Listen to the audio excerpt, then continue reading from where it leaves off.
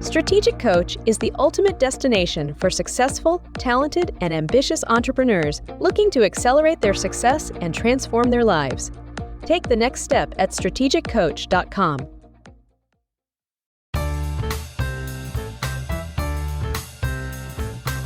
Hi, this is Dan Sullivan. I'd like to welcome you to the Multiplier Mindset Podcast.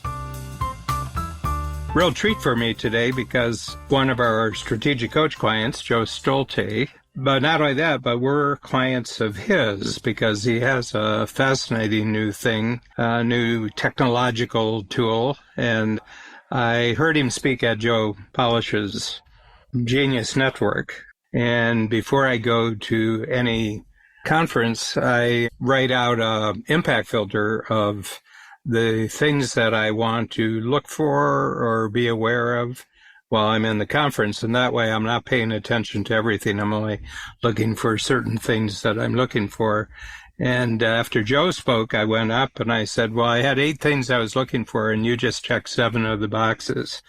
The thing I love about what Joe is doing with his AI newsletter concept is that we've often thought about having a regular newsletter, but it's just a lot of work, and it's not the main thing that we do. It would be a lot of extra work. It isn't a money-making activity. It would be a newsletter to, get interest in coach, but more newsletters are like podcasts. You do it to establish a relationship with the marketplace, with like-minded people, and they tell other like-minded people about it, and you start getting an audience.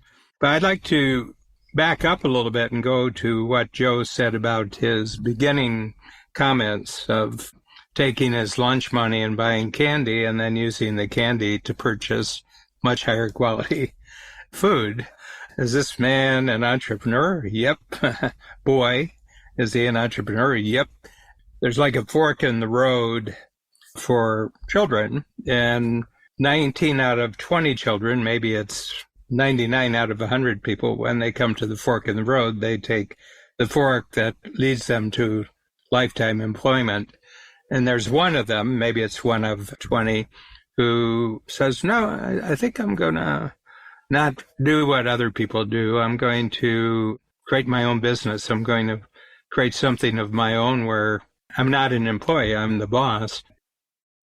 My past entrepreneurial journey, for the most part, I'm a 5th-time founder. I've had 3 exits, which means I've successfully sold 3 companies, and I'm very much the kind of prototypical serial entrepreneur. I love to take ideas when they're brand new or poorly developed or in their infancy, and then make them real, bring them to market, build teams, amass capital, scale them, and then eventually sell them or take them public.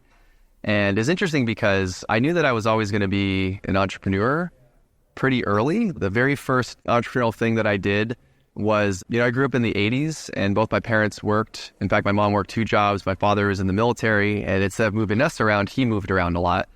And so at a very early age, especially by today's standards, I was like walking myself to school, and my parents didn't have time to make me lunch, so they'd just give me money to buy lunch at school. Well, I realized that the school lunch sucks pretty quickly. So what I would do in the morning at, like 4th or 5th grade, I would stop by the convenience store and I would buy all the best candy with all my lunch money. And then I would take the candy and I would trade the candy at school for the best lunch because other people's parents put a bunch of time into making lasagna or tacos. And so I could literally get the best of any of the food available in the cafeteria with my currency of candy. And then the next thing I did that was sort of entrepreneurial as a kid is my father taught me how to mow the lawn, and I really did not like mowing the lawn. But I grew up in a farm town of less than 1,000 people outside of Portland, Oregon, so there wasn't like a ton of opportunity. But one thing that you could do is mow lawns for money. So I went around and knocked on doors and was like, hey, can I mow your lawn for $10? And I think they were just shedding mercy on young, like 10 or 11-year-old Joe. But what I realized, I didn't like to mow the lawns. So because we lived in a small farm town, I had my friend that speaks Spanish basically ask some migrant workers if they would do it for me. If I'd paid them $5 per lawn, and then I borrowed some lawnmowers from friends, and they did, and I basically was able to make money without doing any of the actual fulfillment. Now, I didn't know that was a business at the time. I just wanted to buy like cool clothes for school, and so I stopped. But that was kind of my origin story. And then in the middle, I went to college. I'd spent a couple of years in corporate America, and then one day I woke up and was like, wow, this is not really where I want to hang my hat. This isn't what I'm called to do. and I left and began my career as a serial founder. Today, I'm the CEO of a company called Daily.ai, and we use AI, specifically machine learning, to help thought leaders and small brands build AI automated email newsletters. And so we're fortunate to work with some really great thought leaders, everybody from, my business partner in the business, Dr. Peter Diamandis, to Joe Polish and Chris Voss, and even Dan Sullivan. Recently we helped Dan launch a newsletter called The Spark. And what's really unique about what we do in the marketplace is we actually use machine learning to go out and find the best content in the world on any topic that you choose, whether that's your topics that you have subject matter expertise on or other people's content. Maybe you're not a top 1% thought leader in productivity, but you want to curate that content for your audience and give it to them. So that's what we do. We go out and we curate content. And then what's cool about that is the AI actually gets smarter based on how your audience opens and interacts with your newsletter. So the more that they open and click, the smarter the AI becomes and the better your newsletter gets, both for you as well as for your subscribers. So we call that adaptive learning. And the third cool thing about what we do is everything's sort of summarized in your voice. And that's done through generative AI, similar to tools like ChatGPT, although we sort of have our own. And we really had Dan on our list of people that we really wanted to work with when we started launching the company and bringing it to market. So I had a chance to share this with him. We met each other at Joe Polish's 100K Mastermind. We're really excited. His newsletter is called The Spark, and it's one of my favorite newsletters. It's definitely one of the most successful newsletters we've ever launched, and it's really kind of only being launched now. The open rate continues to get better and better and better. The more the AI learns Dan's audience, the click-through rate continues to get higher and higher, as the AI starts to figure out what Dan's audience likes. So it's really exciting to be able to work with folks like Dan and Joe and Chris. But we also work with people that aren't thought leaders. We have over 100 customers in 20 different industries, whether you're in services like registered investment advisors or real estate or insurance, or you're in tech companies, product companies, e-commerce companies. We even have the National Electricians of Association of Australia as a customer. So it's not just thought leaders. We just love our thought leaders because they help us spread the word about what we do. So there definitely was many days that were challenging in our journey with Daily.ai, even with all the companies that we've created. I think one of the biggest challenges is when you're early, you don't know what you don't know. Ambiguity is at its highest. And so you really have to practice what my other business partner, Evan Pagan, calls having, short-term pessimism and long-term optimism, which means, test everything in the short term and assume it's not going to work. When you launch an ad, you don't get 100% conversion. It's almost always less than 50%, meaning most people don't click, they don't buy, they don't do the thing you want them to do. But by using data and just trying to find the next best step in the short term and assuming it's not always going to work out perfectly, A, I think you manage your expectations through those tough times. But B, if you can sort of hold this, what seems like a contrasting view of having long-term optimism, it helps during those dark days when it's like, wow, why is nobody buying this week or this month? Or why did these customers churn? Or why do they want to leave? In our early days, we didn't quite have what we call product market fit down. We didn't have the exact thing that we were building that was the exact hand in glove fit for the needs in the marketplace. And so in those early days, I used that mental model, having that short-term pessimism, use data, long-term optimism. And I think that gets us through the hard times, but it also tempers our optimism in the good times, meaning that we know we always need to get better. We always need to listen to the marketplace, talk to our customers, and help them solve their next best problem, or even look at the challenges that they can't see and start thinking about how we can create solutions for those. So we actually launched this company into the marketplace in 2021, and we did a beta program in 2022. Now, just as a reminder, before, let's say, October of 2022, the average person didn't care about AI or machine learning or generative AI. And then, around, I think between like Halloween and Thanksgiving, we all started seeing these images on our social media of like all of our friends looking like astronauts or futuristic superheroes and these artistic drawings. Well, that was like an app called Lensa. And then also right after that, ChatGPT launched, and it was one of the fastest growing digital products in the history of our species. And so now all of a sudden, people got a real taste of the exponential power behind machine learning and AI. Well, prior to that, I would tell people about what we're doing with AI, and they didn't have any receptor cells in their brain to receive the ideas and understand the significance of them. So for like the first 9 months in 2022, it sounded cool, but if you weren't a bleeding edge early adopter, a lot of the value that we're bringing to the table, we weren't doing a very good job translating that. And so I could just feel people sort of rolling their eyes in their head as I would talk about these concepts, and that got much, much easier after AI sort of became what it is today. But it was really great because even though those times were really hard, we really wrestled with like, how can we take an AI output and make this a meaningful outcome for our customers? And so when we saw a lot of new AI tools coming into the marketplace, they were really focused on outputs. And so one of the mantras in our companies is outcome over outputs, get our customers the outcome. It doesn't really matter about the output. Because for example, we can go into an AI tool like Midjourney or DALL-E 2 or ChatGPT. We can type a prompt and we can get an output almost instantly. And it's so mind-blowing, the novelty and dopamine you get from that experience. It's really, truly cool. It's also as cool to watch Netflix and watch a really good movie. They'll have about the same impact on your business in terms of the outcomes if you don't test it, right? So if I take that output and I don't see to ask myself, hey, did that move the needle in my business? Did that get the click, the open, the intended objective?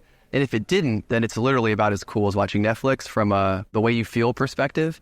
And so those hard times really taught us, like, let's build things into our product that get our customers measurable outcomes that are going to move the needle in their business. And I think that mentality has really helped give us an edge now as there's a whole bunch of new AI tools. One of the biggest impacts that we don't always talk about publicly is that like our secret agenda is actually help people think more abundantly. So one of the cores to our technology is something called the perspective engine. And what this does is when we go out and look at hundreds of thousands of different articles every day, our perspective engine is actually filtering out negative news and clickbait and things that are really designed to put you in a fear state, to kind of trigger your parasympathetic nervous system. You know, in the news, they say if it bleeds, it leads. What we say is anything in its excess becomes its opposite. And when everything out there is negative, what actually grabs your attention is the stuff that's positive, the stuff that actually helps you think more abundantly to build those positive neurosynaptic connections in your mind. So we don't even advertise this as a benefit, but what comes with our service, batteries included, is that you're going to get what we call future forward positive content. And the reason why that's cool is because it gives the subscribers of our customers something that we call hopamine. It's like hope and novelty and dopamine all mixed together. And that's kind of our secret sauce. And that's, I think, the biggest impact that we've made. That's kind of our big, broader mission with the company is to help, maybe transform 1 billion minds through positive content over time. This is our first year really being in the marketplace where anybody can buy our product. And so for us this year, it's really 2 things. Number one, it's finding really, really good partners who already have a marketplace of our potential customers where it's a win-win for us to partner with them. And so almost always that looks like the partner buys our service, they get a lot of value out of it, and then we go to market together to propagate kind of what we do to their marketplace. That's been really powerful for helping, getting the right people on our platform and really letting the world know what we're up to. And I think the second thing from there is like we're really focused on 10x growth, and so we're really trying to 10x the growth of the revenue that we had last year by the end of next year. And that's really our focus. But it's really measured and controlled 10x growth, if that makes sense, meaning we really only want good fit customers that are really getting a 10 out of a 10 experience so they can refer us to everyone they know, love, and trust. So that's really what we're focused on in the future. I think the big advice that I might have to other entrepreneurs, maybe even myself from 10 years ago, is that number one, you don't always have to have the idea. And I think sometimes as entrepreneurs, we like to own the fact that we're really good at generating a lot of ideas. Well, if you look at the number of ideas that need to come into the marketplace of thought, there needs to be a lot of ideas even to take an initial idea and make it great or make it real in the marketplace. So you don't have to come up with a great idea. One of my business partners in this business is Dr. Peter Diamandis. Peter's just an extraordinary thinker and he has an extraordinary mind and he thinks about things in a very different way. And so this initial concept actually came from our other business partner, Evan Pagan, and was really accelerated by Peter. And when you put their 2 minds together, it was really something special. And then myself and the rest of our team was able to come along and make that real in the marketplace and contribute our ideas in a way that brings it to market and makes it great. And so that would be my thought is like, who can you partner with even at the earliest stages that might even have a different way of thinking? They're entrepreneurs that think in a different way. And then how can you take those ideas and accelerate them, make them real, actualize them in the marketplace? And I just say that because I meet a lot of entrepreneurs and even myself when I was younger, and I really wanted it to be my idea or my thing, or I was so in love with my ideas that I couldn't see the brilliance of what other people brought to the table. And so therefore, now that I'm in this position, I wouldn't even be able to be the CEO of this company if I didn't have that lesson. Then I have to say, like, this is my 5th company and I'm having the most fun of any company that I've ever ran or been the CEO of in my life. And I wouldn't have had that opportunity if I didn't learn that lesson as part of my journey. The reason why I joined Strategic Coach is I have a fascination with something that I call prime minds. They're like prime numbers. If you follow really good ideas to their core, to the point where they're not indivisible anymore, you can't divide them further. you end up coming back to like the same 80-20 minds. And if you disaggregate those even further, you'll end up looking at things like Plato and Socrates and, stuff that's less relevant today. But the reason why I joined Strategic Coach is because I see Dan Sullivan as a prime mind. A lot of the really good ideas that I've learned from other entrepreneurs, other thought leaders, other coaches I've had, they've all actually been through Coach, and I got those ideas from Dan or from the program. And so I just felt like with this company that we're launching now, it was the absolute best move for me is to join Coach and go ahead and close my gap between what I know about the program and how I'm implementing that in my life. And also to just get closer to these concepts that I know Dan and the whole team at Coach has put together and try to bring them to our business, to our team, to our customers, and, have as much fun as we can this time. I just love his whole hopamine, not dopamine, but hopamine. I think he should get the copyright on that, trademark it, and if he can bottle it and sell it, I think he'll be a billionaire. But the whole experience that I see with Joe is just extraordinary. And the real insight I got from what he's doing is that I think the AI newsletter that we have, the Spark, is actually going to more and more tell us what we should be doing with all of our marketing, just how it develops and what it tells you about what people like in the marketplace. It's a real treat just to hear Joe tell his story. He's fun to talk with, and I know Eben Pagan and I know Peter Diamandis is two of his business partners, so it's great company he's keeping, and I'm really pleased that he wanted us to be part of his project.